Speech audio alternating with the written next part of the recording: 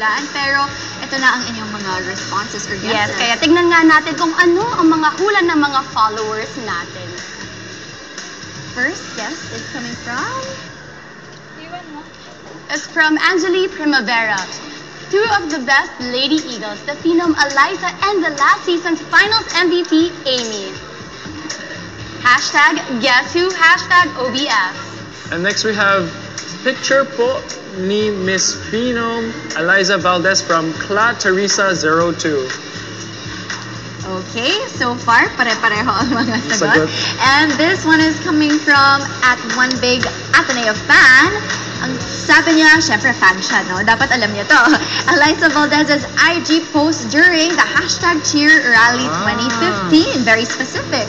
Yes, and the last one is from Hestine Campos, Eliza Valdez IG post. Alam pa nila kanino, sino nag-post, kung kailan. I am so impressed. So this is the actual photo. Good job. Yeah. I guess I got it right.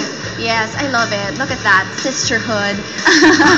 Okay, so thank you everybody for guessing. Nakikita nga natin na kilala nga ng mga UAP fans ang kanilang mga favorite players. Kaya naman, we also asked Eliza Valdez, anong moment ang na-capture na ito?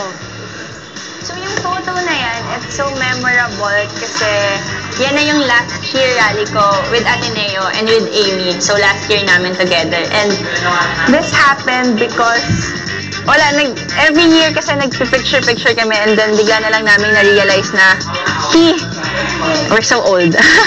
This is our last year. I think we deserve to have a photo, and every cheer rally kasi it's really the cue or yung mafe-feel mo talaga na start na ng UAAP, and that's back July 2015 pa lang.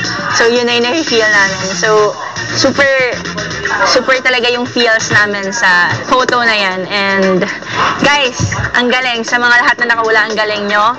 And sana makita namin kayo sa mga games namin. Bye-bye!